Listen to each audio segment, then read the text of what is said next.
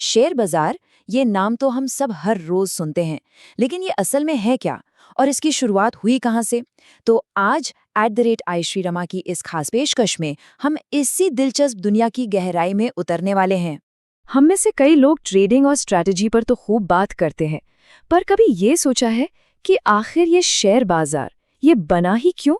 ये एक बहुत ही बुनियादी सवाल है, पर इसका जवाब आपको हैरान कर सकता है। इस सवाल का जवाब ढूंढने के लिए हम एक सफर पर निकलेंगे। हम देखेंगे कि इसकी शुरुआत कहाँ से हुई, ये काम कैसे करता है और वो कौन सी ताकतें हैं जो आज इसे चला रही हैं। तो चलिए शुरू करते हैं। हम सीधे चल रहे हैं 17वीं शताब्दी में, जहां ये सब कुछ शुरू हुआ था।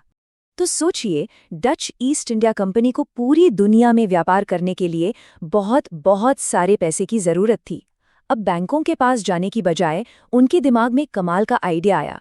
क्यों ना आम लोगों से ही पैसा लिया जाए और बदले में उन्हें हमारे होने वाले मुनाफे का हिस्सेदार बना लिया जाए।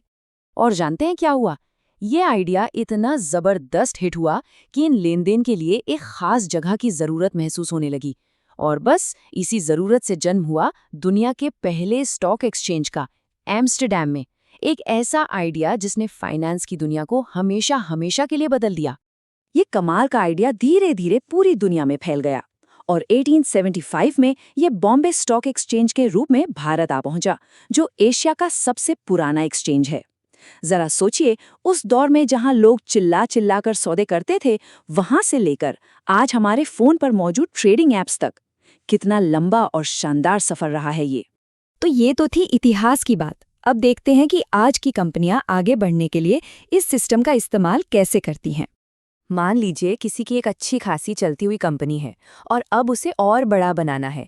एक रास्ता है कि बैंक से भारी ब्याज पर लोन लिया जाए, जिसमें रिस्क बहुत है। या फिर दूसरा रास्ता है आम जनता को अपनी ग्रोथ की कहानी में हिस्सेदार बनाना। ज़्यादातर कंपनियां यही दूसरा रास्ता चुनती हैं।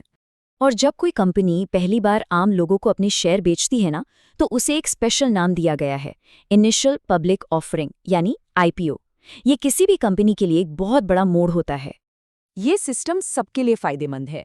एक प्राइवेट कंपनी को IPO के जरिए वो पैसा मिल जाता है जिसकी उसे जरूरत है। और अगर कंपनी अच्छा काम करती है तो जिन लोगों ने पैसा लगाया है उनके निवेश की कीमत भी बढ़ती है। मतलब कंपनी की तरक्की के साथ साथ देश की भी तरक्की होती है। IPO को आप प्राइमरी मार्केट समझ सकते हैं। मतलब जैसे आप सीधे शोरूम से एक ब्रांड न्यू कार खरीदते हैं, इसके बाद जब वो कार बाजार में बिकने आती है और लोग आपस में उसे खरीदते बेचते हैं, तो वो बन जाता है सेकेंडरी मार्केट। स्टॉक एक्सचेंज बिल्कुल वही सेकेंडरी मार्केट है, जहां निवेशक एक दूसरे से शेयर खरीदते और बेचते हैं। अच्छा, अब आते हैं उस सवाल पर जो सबके मन में होता है। आखिर किसी स्टॉक की कीमत ऊपर नीचे क्यों होती रहती है? बाजार को असल में चलाता कौन है?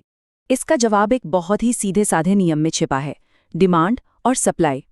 सोचिए, अगर किसी चीज को खरीदने वाले बहुत हैं और बेचने वाले कम, तो उसकी कीमत बढ़ जाएगी। और अगर बेचने वाले लाइन लगाकर खड़े हैं और कोई खरीदने वाला नहीं है, तो कीमत गिर जाएगी। शेयर्स का खेल भी बिल्कुल यही है।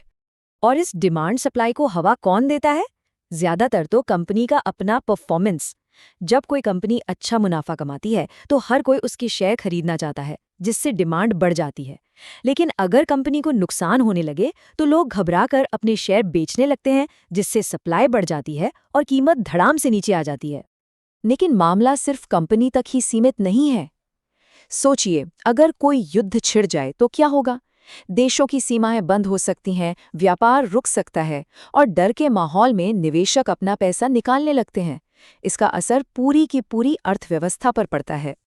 या एक और उदाहरण लेते हैं। मान लीजिए कार बनाने वाली कंपनी को जरूरी चिप्स ही न मिले, तो क्या होगा? कारें बनेंगी नहीं, बिकेंगी नहीं, मुनाफा गिरेगा और जाहिर है शेयर की कीमत भी नीचे आ जाएगी। ये सब कुछ आपस में जुड़ा हुआ है। पर रुकिए, सब कुछ इतना भी बुरा नहीं है। जब बाजार में विदेश से खूब सारा पैसा आता है या सरकार कोई अच्छी पॉलिसी ले आती है, तो इससे बाजार में एक जोश की लहर दौड़ जाती है, डिमांड बढ़ती है और कीमतें आसमान छूने लगती हैं। तो असली बात ये समझनी है कि इनमें से कोई भी एक चीज अकेले काम नहीं करती।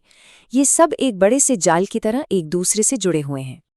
ये स्लाइड पूरी कहानी को एक साथ दिखाती है।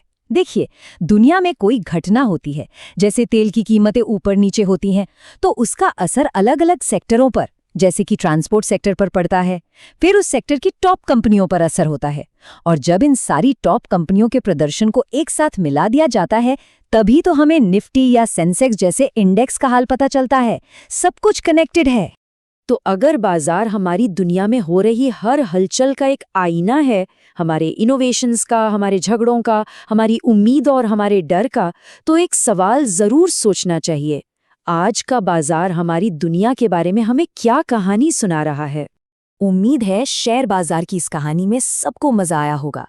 ऐसी ही और भी गहरी और दिलचस्प जानकारी के लिए @iShriRama को सब्सक्राइब करना बिल्कुल मत भूलिएगा।